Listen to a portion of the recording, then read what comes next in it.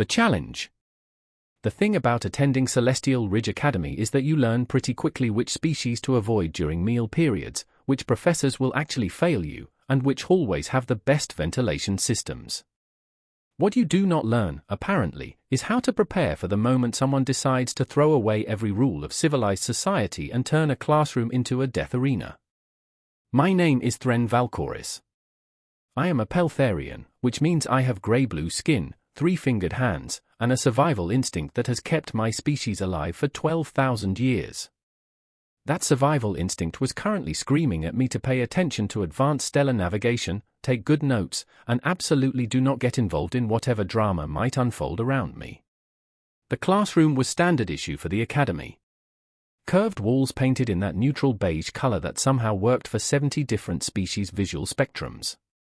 Desks arranged in a semicircle facing the holodisplay where Professor Quinlan was explaining jump point calculations.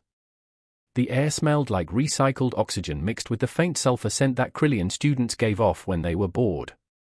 It was third period on a station-standard Thursday. Outside the viewport, I could see the Academy's position near the Vortex Nebula, all purple and blue swirls of cosmic dust. Beautiful. Peaceful. Completely at odds with what was about to happen. To my left sat Porvin, a four-armed Jexian who was definitely asleep despite having all four eyes open. Impressive skill, really. Behind me, I could hear the chittering of Sailor and Morix, two insectoid Thren who were probably gossiping about something in their clicking language that most species could not translate without software. 3 rows ahead sat the Krelthar delegation. 5 of them, all from the same warrior clan if their matching ceremonial scars meant anything. Big species. Heavy worlders from a planet with 3 times standard gravity. They looked like someone had crossed a lizard with a boulder and then given it anger management issues. Their leader, a male named Krelthar Vosh, sat in the center of their group like a monument to intimidation. And then there was Maya Chen. Human. Female. Sitting 2 desks to my right with her feet propped up on her bag, datapad balanced on her knees, stylus moving in lazy circles as she drew something instead of taking notes. She had dark hair pulled back in what humans called a bun, brown skin, and an expression of supreme boredom that suggested she would rather be literally anywhere else. Humans had joined the galactic community only 6 cycles ago. Earth, their homeworld, was classified as Category 12 Deathworld. The kind of planet that made survival experts nervous just reading the environmental reports. High gravity, extreme weather variations, predators at every level of the food chain, diseases that could kill in hours, and a dominant species that somehow decided all of this was fine and normal. But Maya seemed harmless enough. She smiled a lot, which was unsettling because humans showed their teeth when happy, but you adjusted. She kept to herself mostly, always doodling in class, always looking like she was half asleep. In the 3 months since term started, I had never seen her cause trouble or draw attention to herself. She was background noise. Safe. Ignorable. Professor Quinlan's voice droned on about gravitational wells and velocity calculations. His tentacles gestured at the holodisplay, tracing mathematical formulas that glowed in soft blue light. Boring but necessary. I was actually taking notes, because unlike Porvin, I intended to pass this class. That was when Krelthar Vosh stood up. The scrape of his chair against the floor cut through the lecture like a plasma cutter through hull plating. Every head in the classroom turned. You do not just stand up in the middle of class at an interstellar academy. You signal the professor. You raise a hand. You follow protocol. Standing up without permission was a challenge. A statement. A declaration that you were operating outside normal social boundaries. Professor Quinlan's tentacles froze mid-gesture. His skin flushed from green to pale yellow, which in his species meant sudden fear. He opened his mouth, probably to say something about proper classroom etiquette, but the words died before they formed. Because Krelthar's hand, massive and clawed, reached into his vest and pulled out a blade. Not a small blade. Not a utility knife. A ceremonial war blade. Curved. Gleaming. covered in etched symbols that I recognized from my xenocultural studies as family honor marks. The kind of blade that Krelthar warriors only drew when they intended to use it. When they intended to kill. My 3 hearts stopped. Actually stopped. For 3 full seconds, I could not breathe. Drawing a blade in public was not just aggressive. It was not just illegal. In 43 known species cultures, including my own, it was a formal death challenge. An absolute, binding, no take-back declaration that someone was about to die. You drew a blade, you used a blade. That was the law. That was the code. That was how blood feuds started and entire family lines ended. The reaction was immediate. Porvin woke up instantly, all 4 eyes snapping into focus. He made a sound like choking and scrambled backward so hard his chair tipped over. Sailor and Morix's chittering turned into high-pitched alarm screams that hurt my ear membranes. The Krillian students near the door simply bolted, sulfur scent intensifying into a cloud that made my eyes water. Professor Quinlar pressed himself against the wall, tentacles curling into defensive knots. His translator box crackled but produced no words. Fear had shut down his language centers. I wanted to run. Every cell in my body demanded I run. But I was frozen. Locked in place. Watching as Krelthar held the blade high, light catching the edge, making it gleam like captured starlight. His eyes scanned the classroom. Hunting. Searching for a target. Please not me. Please not me. Please not anyone, but please especially not me. His gaze locked onto Maya. No. Oh no. Not the human. Humans were protected species. New to the galactic community. Their government had made it very clear that harm to human citizens would result in severe diplomatic consequences. Possibly military consequences. Earth might be new to space travel, but their weapons technology was apparently terrifying, and nobody wanted to find out exactly how terrifying. But Krelthar pointed the blade directly at her. The universal gesture of challenge. Of threat. Of intent to kill. I wanted to shout a warning. Wanted to do something. But my voice would not work. My body would not respond. I could only watch as this disaster unfolded. Maya looked up from her data pad. She blinked once. Twice. Her eyes tracked from Krelthar's face to the blade and back again. Her expression did not change. No fear. No panic. No recognition of danger. She smiled. Not a nervous smile. Not a scared smile. A smile like someone had just told her a mildly interesting fact. Like Krelthar had commented on the weather instead of threatening her life with a ceremonial war blade. What was she doing? Did she not understand? Humans were supposed to be intelligent. This was not intelligent behavior. Krelthar's chest expanded. His scales rippled with satisfaction. He thought he had her. Thought the human was too stupid or too ignorant to understand what was happening. He raised the blade higher, making sure everyone who had not fled could see it. Making sure Maya could see it.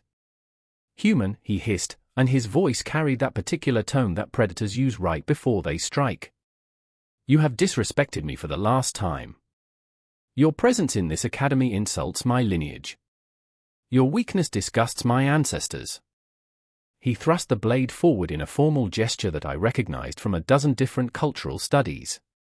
The challenge was official now. Binding. Witnessed. Face me here and now, or be marked as a coward for all time. Let your family name carry shame across the stars. Let your species know that when tested, you ran. The silence that followed was absolute. Even the ventilation system seemed to have stopped humming. This was happening. This was actually happening. A formal death challenge in the middle of third period stellar navigation. Professor Quinlan made a sound like a deflating balloon. 2 more students bolted for the door. And Maya set down her stylus. Carefully. Deliberately. Like she had all the time in the universe. She stretched her arms over her head, joints popping audibly in the quiet classroom. Then she stood up, casual and easy, like she was getting ready to leave for lunch instead of facing someone who wanted to kill her. "Quick question," she said, and her voice was so calm it made my skin crawl. "What exactly did I do to disrespect you?" Krelthar's eyes narrowed. "You mock me with your question." "No, seriously." Maya tilted her head, genuinely curious. "I have literally never spoken to you. Not once. I do not even know your name. So I am confused about when this disrespect supposedly happened." "You sit in my presence and act as though I do not exist," Krelthar snarled. His blade hand trembled with rage. "You ignore my status. You dismiss my heritage. This is an insult that demands blood." Maya's eyebrows rose. "So you are mad because I did not pay attention to you?" "I am mad because—" "That is the dumbest reason to stab someone I have heard all week," Maya interrupted. "And trust me, I have heard some dumb reasons." My brain broke. Just stopped functioning entirely. She was talking back to him. The human was talking back to an armed Krelthar warrior who had just issued a formal death challenge. This violated every survival instinct possessed by every intelligent species in the known galaxy. Krelthar's scales flashed darker. Pure rage. "You will show respect or you will die." "Right. Okay." Maya rolled her shoulders like an athlete warming up. "Before we do whatever this is, I need to ask. That knife. Is that supposed to scare me?" "This is a ceremonial blade of the Krelthar warrior caste," he growled. "Forged in the volcanic fires of—" "Cool story," Maya interrupted again, and started walking toward him. Actually walking toward him. Toward the blade. Toward certain death. I could not breathe. Nobody could breathe. This was insanity. Krelthar held his ground, blade ready, clearly not expecting her to actually approach. His posture shifted into a combat stance. "You accept the challenge then? You choose death over Dishana?" "I do not accept anything," Maya said, still walking, still smiling. "I just think we should clarify something before you embarrass yourself." She stopped 2 meters away. Well within striking distance. Her hands hung loose at her sides. No weapon. No armor. No defense. "That is a knife," she said simply. "On my planet, we give knives to children. Actual children. Like 8-year-olds. We let them cut their own food with knives. We use knives to open packages. Knives are kitchen tools." Krelthar's blade wavered slightly. "You lie?" "Nope." Maya's smile widened, showing more teeth. "I have had a knife in my backpack since day one. Want to see it? It has a bottle opener on it. Super handy." The classroom had gone completely silent. Even the distant sounds of the station seemed to have faded. This was not how death challenges worked. This was not how any of this worked. You fought or you fled or you died. You did not explain cutlery habits. "You mock me," Krelthar said, but his voice had lost some of its certainty. "Little bit, yeah," Maya admitted. "But here is the thing you maybe should have researched before pulling this stunt." She took another step closer. Krelthar actually stepped back. He stepped back. "I am from Earth," Maya said softly. "Category 12 Deathworld. I grew up with predators that could swallow you whole. I have been chased by animals you could not pronounce. I have survived weather that would freeze your blood solid and heat that would cook you from the inside. I have dealt with diseases, parasites, natural disasters, and about 1,000 other things that wanted me dead before I turned 10 years old." Her eyes locked onto his. Human eyes. Predator eyes. "And you think a knife is scary?" Krelthar's scales had gone pale. "I did not know Krelthar scales could do that." "So here is what is going to happen," Maya continued, voice still soft, still calm. "You are going to put that knife away. You are going to sit down. And we are all going to pretend this never happened. Sound good? I have issued the challenge, Krelthar said, but his voice was weak now. Uncertain. I cannot withdraw. The honor code. Sure you can, Maya said. Watch. Then she moved. I blinked. That was it. One blink. Maybe half a second. And when my eyes opened, everything had changed. Maya had the knife. Not Krelthar. Maya. The human was holding the ceremonial blade like it was a ruler, examining it with mild interest. Krelthar was on the floor. Actually on the floor. Face down. One arm twisted behind his back at an angle that looked painful. His other arm was stretched out in front of him, palm flat against the ground in what I recognized as a submission posture. 3 seconds. Maybe less. I did not see her move. None of us saw her move. One moment she was standing there talking. The next moment she had disarmed a trained Krelthar warrior and put him on the ground like he was a misbehaving pet. Maya said, turning the knife over in her hand. This is actually pretty nice. Decent balance. Edges sharp. You take care of your stuff. Good for you. Krelthar made a sound between a groan and a whimper. Oh, sorry, Maya said, not sounding sorry at all. Is your arm uncomfortable? She adjusted her foot slightly. Krelthar gasped. Better? No? How about now? Another adjustment. Krelthar's scales were now completely colorless. There we go. See, communication is important. You should have tried that before the whole knife thing. My brain was trying to process what had just happened and failing completely. Humans were not supposed to be fighters. They were durable, yes. Resilient. But not fast. Not combat trained. Not capable of taking down a warrior caste alien in the time it takes to blink. That was not in any of the human information packets. That was not in the species briefings. That was not possible. So, Maya continued, still holding the knife, still standing over Krelthar like this was completely normal. We learned something today. Anyone want to guess what it was? Silence. Nobody was capable of answering. We were all too busy trying to restart our higher brain functions. No guesses? Okay. I will tell you. She crouched down, bringing herself closer to Krelthar's eye level. The lesson is this. Do not threaten people with knives unless you are absolutely 100% certain they do not know 17 different ways to take it away from you. Because spoiler alert? I know way more than 17. How?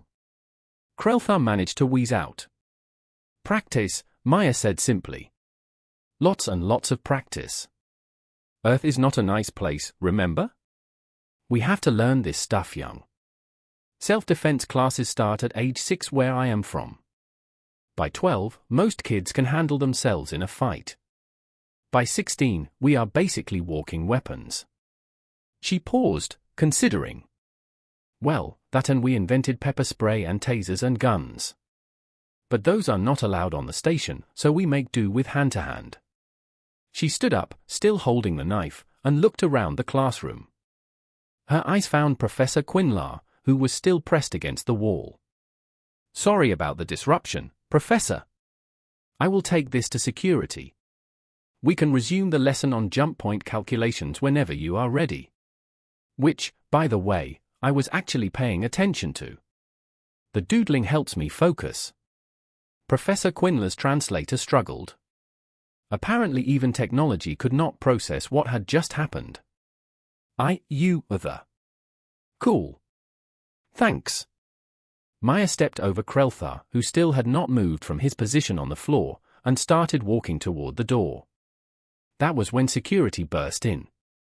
3 officers. Full tactical gear. Stun weapons ready. They looked around for the threat and found Maya holding a knife, standing over a prone Krelthar, surrounded by terrified students. Oh, hey. Maya said brightly. Perfect timing. This guy issued a death challenge. I declined.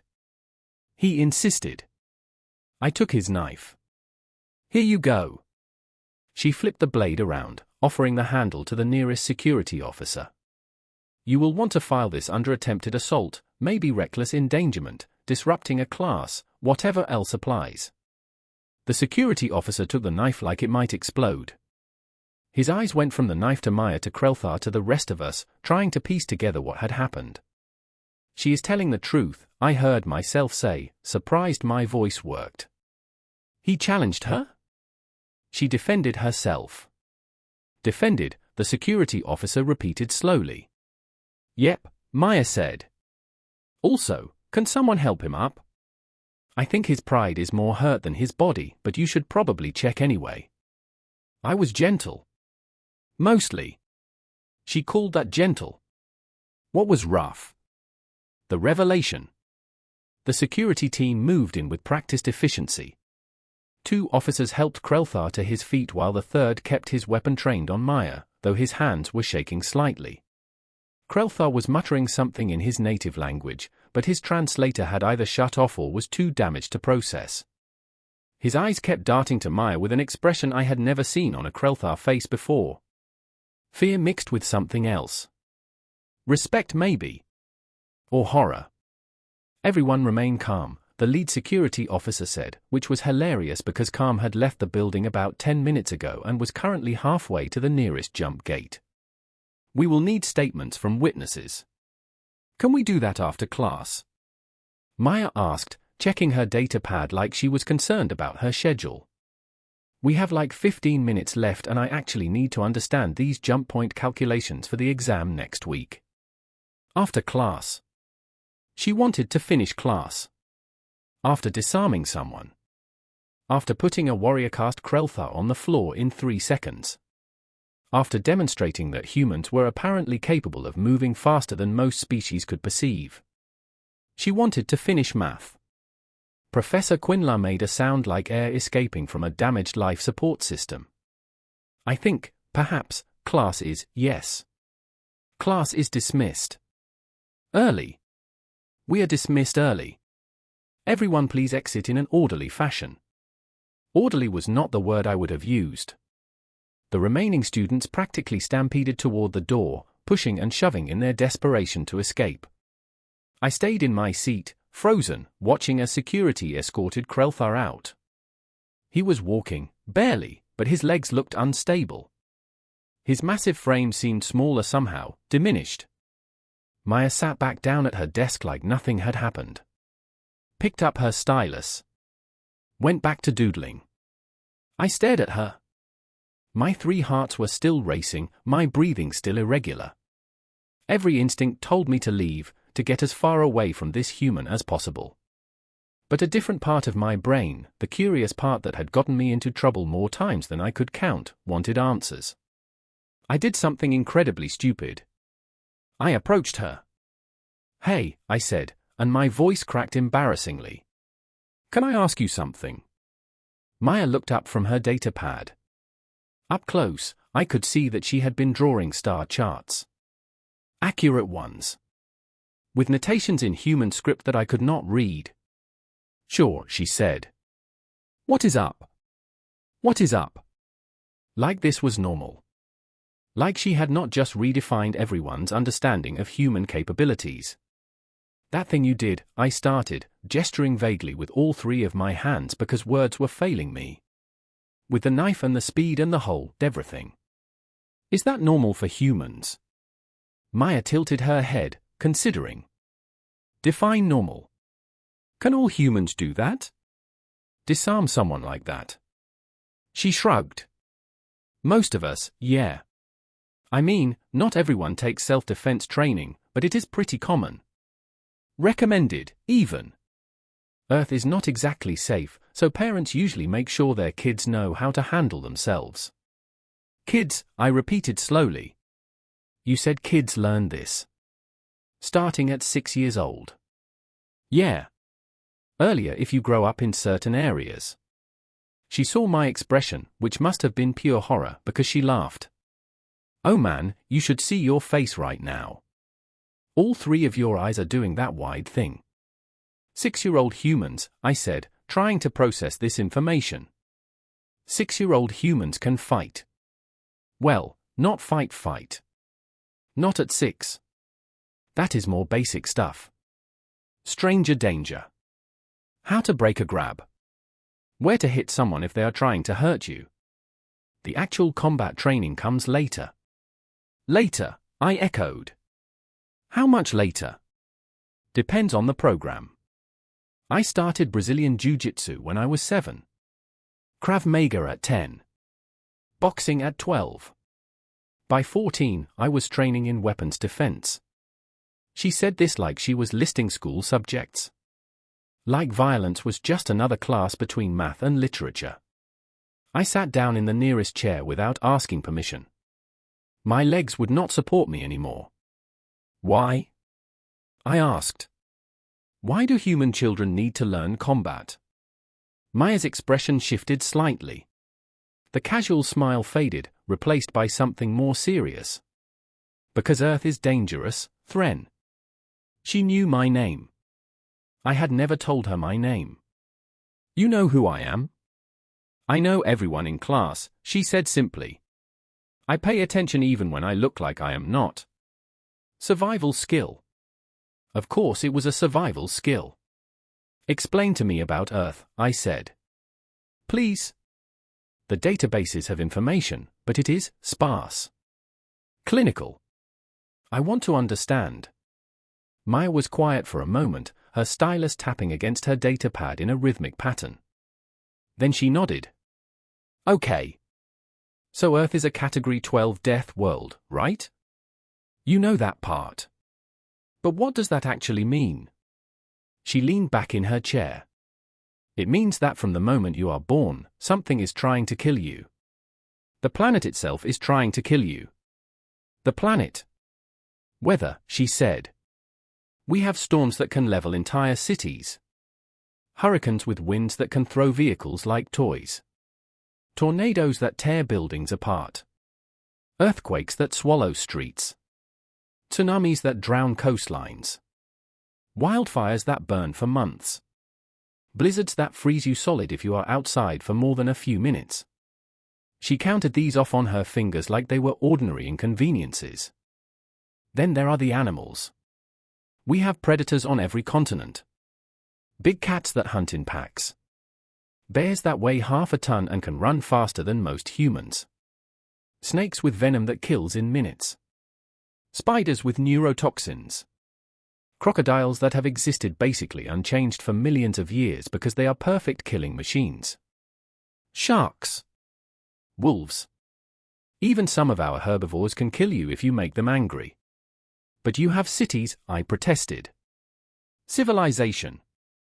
Surely in the cities you are safe. Maya laughed, but it was not a happy sound. Cities have different dangers. Other humans, mostly. Crime. Violence. Accidents. More people die in car crashes on Earth every year than die in your entire species' military conflicts. Car crashes. Ground vehicles. Transportation. We move fast on Earth. Fast enough that collisions are often fatal. She paused. Then there are diseases. Bacteria. Viruses. Parasites. We have thousands of them. Some kill quickly. Some kill slowly. Some just make you wish you were dead. We developed entire fields of science just to fight diseases. I felt my skin turning pale blue, which in my species indicated shock. How does anyone survive childhood? Carefully, Maya said. And with a lot of training. My parents started teaching me about dangers when I could walk. Do not touch this plant, it is poisonous. Do not go near that water, there might be alligators. Do not pet strange dogs, they might bite. If you see a bear, make yourself big and back away slowly. If you see a mountain lion, do not run or it will chase you. You memorized predator protocols as a child. Every human child does. It is basic education. Like learning to read. She smiled slightly. Then there is the social training. Do not talk to strangers. Do not get in cars with people you do not know. Scream if someone tries to grab you. Run to public places if you feel threatened. Humans are often the biggest danger to other humans. I tried to imagine growing up like that. Tried to imagine a childhood where every day involved calculating survival odds. My own childhood on Pelthera had been peaceful. Safe. The most dangerous thing I encountered was falling out of a tree. The self-defense training, I said. When did that start for you specifically? 6 years old. My mom enrolled me in a children's martial arts program. We learned through games at first. Tag where you had to break grips. Obstacle courses that taught falling safely. Gradually it got more serious. She demonstrated a movement with her hands. By 8, I could escape most common grabs. By 10, I knew pressure points and joint locks. By 12, I was sparring with adults. And your parents approved of this. Encouraged it, Maya said. They wanted me safe. Every parent wants their child safe. On Earth, that means teaching them to fight. Behind us, a few students had cautiously returned to the classroom. I recognized Ylva, a Centaurian female, and Drex, a crystalline being whose name I could not pronounce properly. They were hovering near the door, clearly wanting to hear but too afraid to come closer. Maya noticed them and waved. You can come in. I do not bite. Usually. They edged forward like prey animals approaching a water source in predator territory. Is it true? Ylva asked, her voice barely above a whisper. Can all humans fight like you? Fight like me specifically? No. I have more training than average. Maya considered. But basic self-defense? Yeah, most humans know at least some. It is cultural. We have entire entertainment industries based on fighting. Combat sports. Martial arts movies. We watch people fight for fun. For fun, Drex repeated, his crystalline structure vibrating with something that might have been disbelief. Sure. Boxing, mixed martial arts, wrestling. Huge audiences. People pay to watch other people fight in controlled environments. Maya pulled up something on her datapad and showed us. It was a video of two humans in a ring, striking each other with fists and feet in combinations too fast for me to follow. The crowd in the background was cheering. They are hurting each other, I said. Yep. Consensually. With rules and referees and medical staff on standby. It is sport. Your species considers violence recreational, Ylva said slowly. Some of us, yeah. But it is controlled violence. Channeled. We learn discipline through combat training. Respect. Control. Maya paused the video. People who train in martial arts are often the calmest, most controlled individuals you will meet. Because they know what they are capable of and choose not to use it unless necessary. Like you today, I said. With Krelthar. You did not hurt him seriously. Exactly. I could have broken his arm. Could have damaged his joints permanently. Could have struck vital areas. She said this matter-of-factly, without pride or shame. But I did not need to. I just needed to stop the situation. Minimum necessary force. More students were filtering in now. Word had apparently spread because I recognized people from other classes. They formed a loose circle around Maya, maintaining distance but clearly fascinated. A tall Vorquin male I did not know raised one of his forearms tentatively. What else can humans do? Physically, I mean. Maya thought about it. We have really good endurance. Humans can run for hours. Days, even, if trained. We used to hunt by chasing prey until it collapsed from exhaustion. We can also survive on very little water compared to most species. We heal fast from injuries. We can adapt to extreme temperatures. Our pain tolerance is high. How high? Someone asked. Humans have walked on broken legs to get help. Continued fighting with injuries that would incapacitate most species. There are documented cases of humans surviving things that should have been instantly fatal. She pulled up another file on her data pad. Humans have survived falls from aircraft. Survived being struck by lightning. Survived in extreme environments without proper equipment. We are really, really hard to kill. The circle of students had grown quiet. I could see various species processing this information, recalculating their understanding of humanity. The database said humans have high adrenaline production, Ylva said. What does that mean? Oh, that is fun. Maya's eyes lit up. Adrenaline is a hormone. When we are threatened or excited or afraid, our bodies dump it into our bloodstream. It increases strength, speed, and pain tolerance. Temporarily makes us faster and stronger than we normally are. There are stories of human parents lifting vehicles off their children during emergencies. Adrenaline. You can increase your physical abilities at will. Drex's structure was practically vibrating now. Not at will, exactly. It is automatic. Triggered by perceived threat. Fight or flight response. Either we run really fast or we fight really hard. Both have kept us alive as a species. She demonstrated by describing a scenario. Someone threatens you. Your body dumps adrenaline. Your heart rate increases. Your blood pressure spikes. Your pupils dilate for better vision. Your muscles receive more oxygen. Suddenly you can do things you normally could not. Then when the threat passes, you crash. Get shaky. Tired. But during the event, you are operating at peak capacity. I thought back to the incident with Krelthar. Maya had moved with impossible speed. Had that been adrenaline? Was that what you used today? I asked. When you disarmed Krelthar? Probably some, yeah. Though mostly that was just training and muscle memory. She flexed her fingers. I have practiced disarming techniques thousands of times. When you drill something enough, it becomes automatic. Your body moves before your brain finishes processing the threat. A Silverian student I recognized from the dining hall spoke up. What about your weaknesses? Humans must have weaknesses. Of course, Maya said. We are fragile in some ways. Our skin tears easily. We bruise. We need specific nutrients or we get sick. We require sleep every day or we start malfunctioning mentally. We are susceptible to toxins that other species handle fine. Our eyesight is not the best.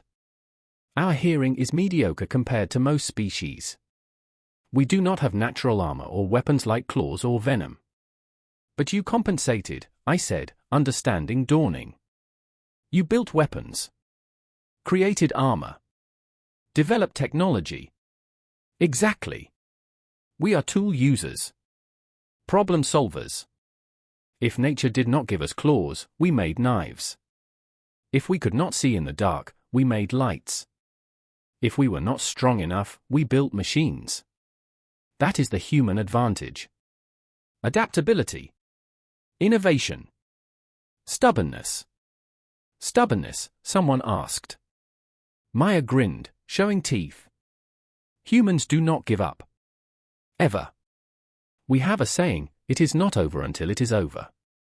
We have won battles we should have lost. Survived situations that should have killed us. Accomplished things that were supposedly impossible. Because we refused to accept defeat. The room had gone very quiet. I looked around at my fellow students and saw the same realization on every face. We had fundamentally misunderstood humans. We had categorized them as newcomers. Weak. Inexperienced. We had been catastrophically wrong. So, Maya said, breaking the silence. Any other questions? Because I have a paper due tomorrow and I really should start it.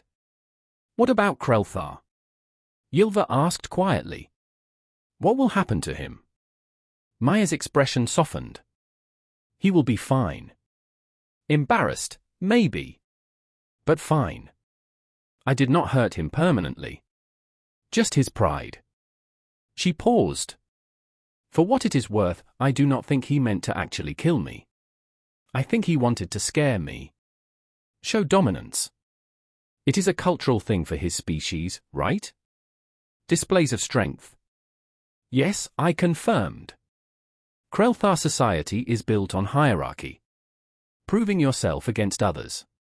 Then he made a mistake in target selection, Maya said simply. But it was not malicious. Just ignorant. He did not understand what he was dealing with. She stood up, collecting her data pad and stylus. And now he does. We all do. Which is good. Understanding prevents future incidents. She walked toward the door, and the circle of students parted like water, maintaining careful distance. At the doorway, she turned back. By the way, she said. Humans are not looking for trouble. We are not aggressive by nature, despite what today might suggest. We just want to learn, make friends, and explore the galaxy like everyone else. But we learned a long time ago that the universe respects strength. So we stay strong. Just in case. She left, and the classroom erupted in conversation. I sat alone at my desk, processing everything I had learned. Humans were Deathworlders. Survivors. Fighters. But also philosophers. Artists. Dreamers. They contained multitudes. Contradictions. And they were here, among us, pretending to be ordinary students while carrying the weight of 1 billion years of survival instinct in their DNA. My datapad pinged. A message from the Academy administration.